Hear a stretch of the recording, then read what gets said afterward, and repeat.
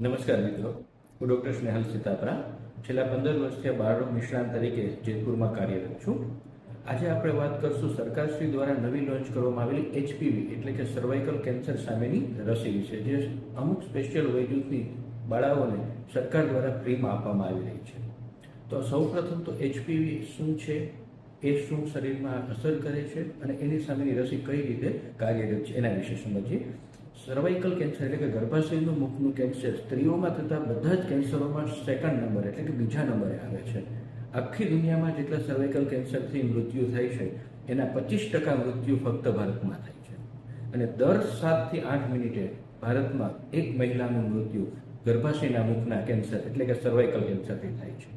આ cervical cancer ન થાય એના માટે જે વેક્સિન આવે છે તે HPV વેક્સિન છે. અને આ વેક્સિન સ્પેશિયલ વયજૂથની બાળકીઓ માટે આપણી સરકારે ફ્રીમાં આપવાનું શરૂ કર્યું છે.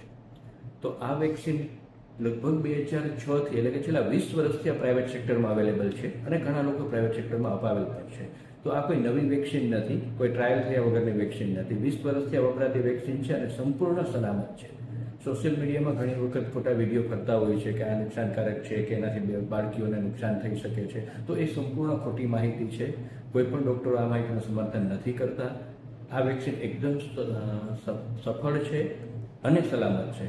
તો ખાસ અમારો આગ્રહ છે કે તમારી બાળકી જો એ વયજૂથમાં આવતી હોય તો સરકારી રસીકરણનો જે ટાઈમ છે ત્યારે સરકારી હોસ્પિટલમાં તમારી નજીકના સરકારી દવાખાનામાં જઈને તમારી બાળકીને આ રસી મુકાવો અથવા તો પ્રાઇવેટ હોસ્પિટલમાં જઈને આ રસી મુકાવો. આ રસી મૂકવાથી ગર્ભાશયના મુખના કેન્સર સામે ખાસું એવું રક્ષણ મળે છે અને મહિલાઓમાં થતા બીજા નંબરના સૌથી વધુ થતા કેન્સર સામે આપણે આપણા દેશને લડવામાં આપણી બાળકીઓ થકી મદદ કરી શકીએ છીએ.